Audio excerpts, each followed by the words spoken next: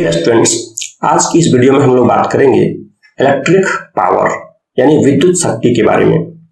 तो जैसा कि हम लोगों ने अपने पिछले वीडियो में जान लिया है कि जब किसी चालक से होकर विद्युत धारा प्रवाहित होती है तब वह चालक गर्म हो जाता है और गर्म होने के लिए सोर्स को कुछ न कुछ वर्क करना पड़ता है। अब देखिए, हम लोग क्लास 9 से यह भी जानते हैं कि कार्य करने की दर को शक्ति कहते हैं। उसी प्रकार से विद्युत शक्ति क्या है? विद्युत ऊर्जा के उपभोग की दर को विद्युत शक्ति कहते हैं। विद्युत ऊर्जा के उपभोग की दर को विद्युत शक्ति कहते हैं। अब देखिए, विद्युत शक्ति को हम कैसे फाइंड आउट करेंगे, कैसे हम उसको फॉर्मूला में डिराइव करेंगे, आज की वीडियो में हम लोग उस चीज को देखेंगे। सबसे पहले मैं आपसे बात करता हूं कि हम लोगों ने इससे पहले एक चीज देख लिया है कि जब किसी चालक से धारा प्रवाहित होती है तो उससे कितना हीट प्रोड्यूस होता है, और उसका फॉर्मूला हम लोगों ने देखा था H = I²RT, जिसे हम जूल का हीटिंग लॉ भी कहते हैं। अब देखिए, ये जो H निकला, यह क्या निकला? उत्पन्न होने वाला ऊष्मा, उत्पन्न होने वाला हीट, या हम इसे ऊष्मा कहते हैं। इसका मतलब ऊष्मा भी एक प्रकार की ऊर्जा है, यह भी आप सभी जानते हैं। और यहां जो यह ऊर्जा है, इस ऊर्जा को हम लोग कहेंगे विद्युत ऊर्जा। विद्युत ऊर्जा। तो ये जो विद्युत ऊर्जा निकला H = I²RT, अगर हम इसे एनर्जी के फॉर्म में या वर्क के फॉर्म में लिखेंगे तो वर्क = हमारे पास कितना हो जाएगा? सेम यही चीज रहेगा, I²RT। यह हो गया कार्य के फॉर्म में, और यह था हमारा ऊष्मीय ऊर्जा के फॉर्म में। दोनों एक ही चीज है, दोनों का मतलब सेम है। अब देखिए, हम लोगों ने अभी क्या कहा? विद्युत शक्ति क्या है? विद्युत ऊर्जा के उपभोग की दर, मतलब इकाई समय में जितना विद्युत ऊर्जा किसी सर्किट में कंज्यूम होगा, जितना खर्च होगा, उसे हम विद्युत शक्ति कहेंगे। चलिए, अगर हम विद्युत शक्ति को दिखाना चाहते हैं तो हम कैसे दिखा सकते हैं? देखिए, विद्युत शक्ति, विद्युत शक्ति, इसका मतलब हुआ विद्युत ऊर्जा, विद्युत ऊर्जा, और भाग किससे देंगे हम उसको? समय से। विद्युत शक्ति को हम दिखाते हैं P से। किसे दिखाते हैं? P से। विद्युत ऊर्जा को हम W से, H से, जिससे हम दिखाना चाहें हम दिखा सकते हैं। और समय को हम दिखाते हैं किससे? T से, स्मॉल t से हम टाइम को दिखाते हैं। तो इस तरह अगर हम लोग इन सारे चीज को एक जगह रखना चाहेंगे तो हमें क्या मिलेगा? चलिए देखते हैं।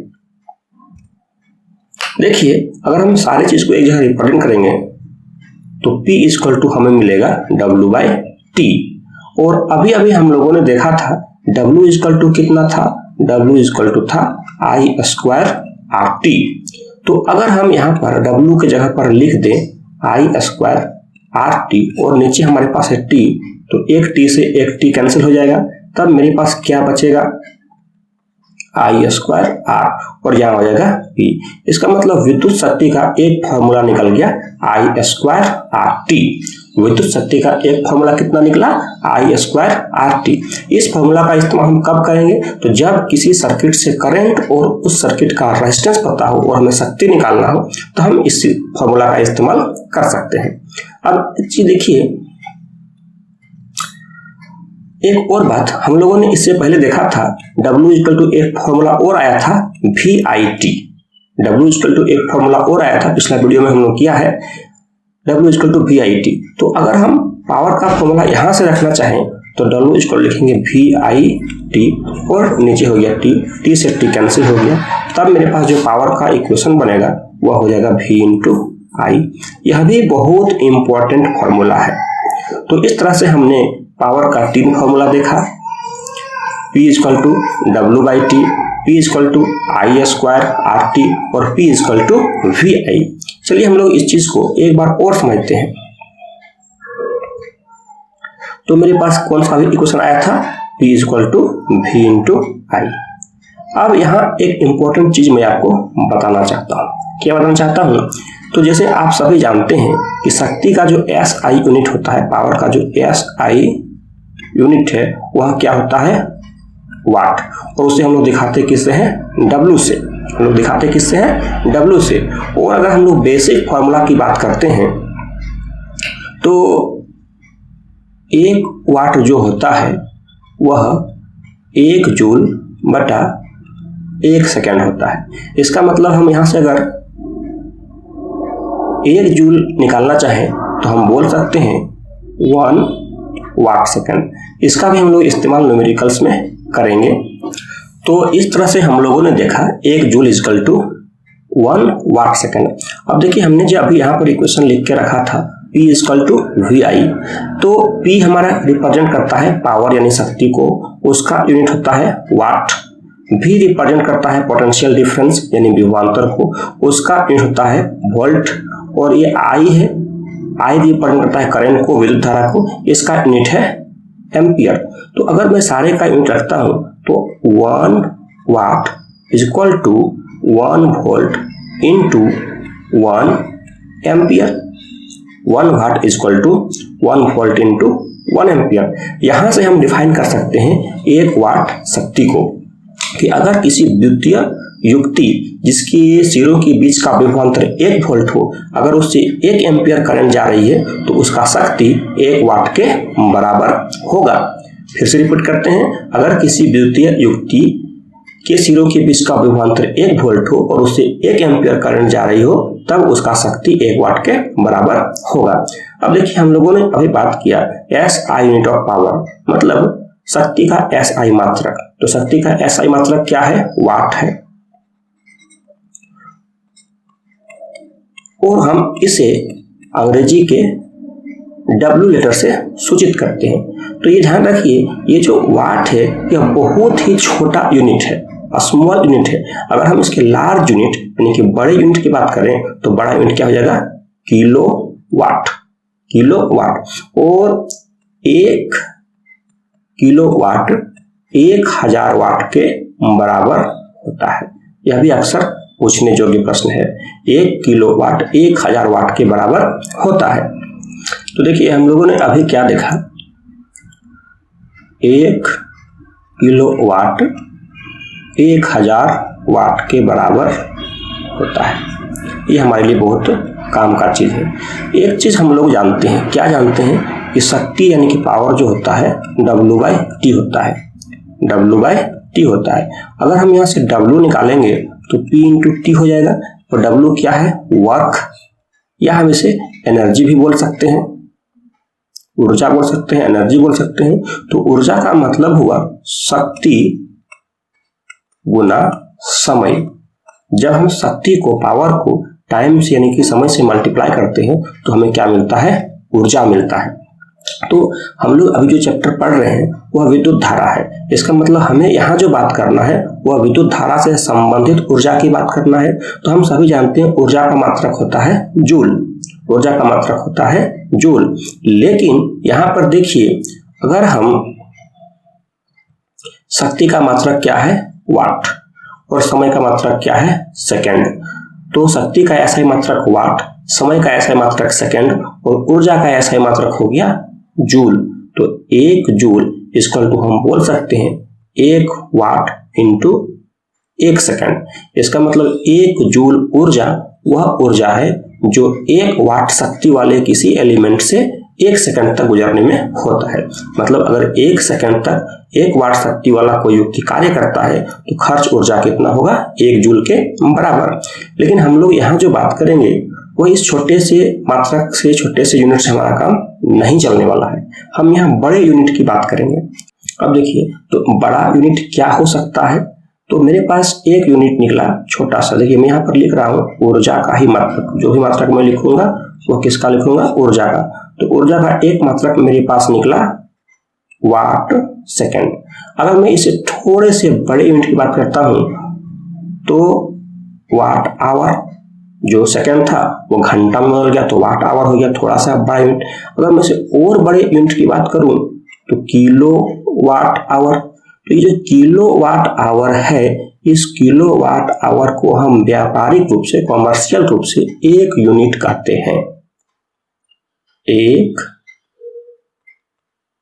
यूनिट कहते हैं। तो 1 यूनिट इक्वल टू हो गया 1 किलोवाट आवर।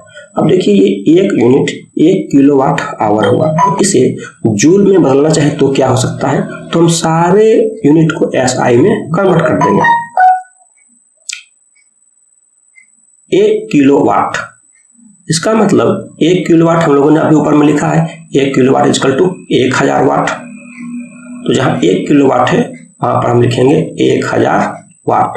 और 1 घंटा, यह समय है 1 घंटा, उसको हम लिख सकते हैं 3600 सेकेंड, क्योंकि 1 घंटा इक्वल टू होता है 3600 सेकेंड। अब देखिए मेरे पास यहाँ हो गया 3600 और यहाँ 1000, मतलब 3600 और फिर उस पर हो जाएगा 30 और यहाँ हो जाएगा वाट सेकेंड। हम लोगों ने अभी देखा है कि वाट सेकेंड ये किसके इक्वल टू है, जूल के। और ये जो 36 और 0 कितना है, 5 0, हम इसे ऐसे लिख सकते हैं क्या, 3.6 इंटू 10⁻⁶, और ये हमारा हो गया जूल। और इधर मेरे पास कितना हो गया 1 किलोवाट आवर, मतलब 1 किलोवाट घंटा 3.6 इंटू 10⁻⁶ जूल के बराबर हो गया। ये बहुत इंपॉर्टेंट है, अक्सर यह पूछा जाता है। 1 यूनिट, इसका मतलब हुआ 1 किलोवाट आवर, और 1 किलोवाट आवर का मतलब हुआ 3.6 इंटू 10⁻⁶ जूल।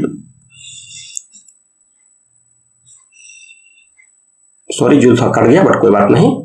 अब चलिए मैं एक छोटा सा एग्जांपल देकर इसको समझने का प्रयास करता हूं। जैसे सपोज कीजिए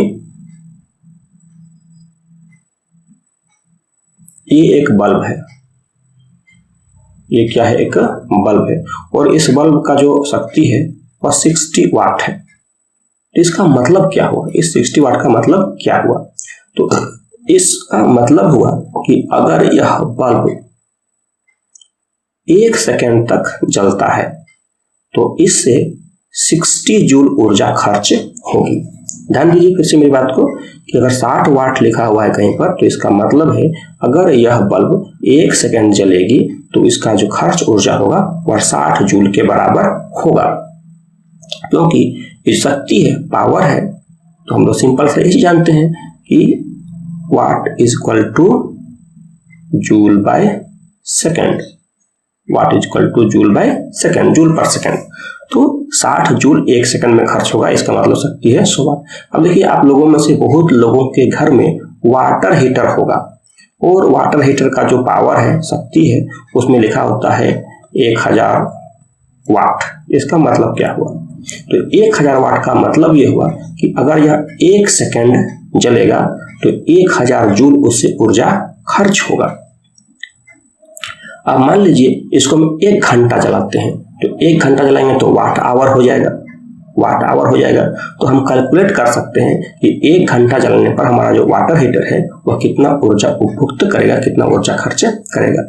इसी प्रकार से हमारे घरों में जितने भी डिवाइसेस हैं सारे का हम एनर्जी कंज्यूम निकाल सकते हैं कि 1 दिन में कितनी ऊर्जा खर्च करता है, 1 महीना में कितनी ऊर्जा खर्च करता है, इस तरह का। तो एक बार आप निकालने का प्रयास करें, और अगर नहीं होता है तो मुझे कमेंट करें। मैं आपको अगले वीडियो में न्यूमेरिकल क्वेश्चन पर चर्चा करूंगा कि किस तरह से हम हाउस होल्ड जो युक्तियां हैं, जो डिवाइसेस हैं, जो अप्लायंसेस हैं, उनमें हम कैसे बिजली खर्च को निकाल सकते हैं। तो आज की वीडियो में इतना ही। आशा करता हूँ वीडियो अच्छी लगी होगी, तो अपने विचार मुझे कमेंट में जरूर बताएं, और अगर आपको इन सारी चीज़ों पर कहीं कोई दिक्कत हो कमेंट में जरूर लिखें, मैं कोशिश करूंगा उन्हें दूर करने का। अंत में एक बार फिर से, अगर आपने मेरे चैनल को अभी तक सब्सक्राइब नहीं किया है तो प्लीज इसे सब्सक्राइब कर लें, हमेशा आपको नए नए वीडियो मिलते रहेंगे।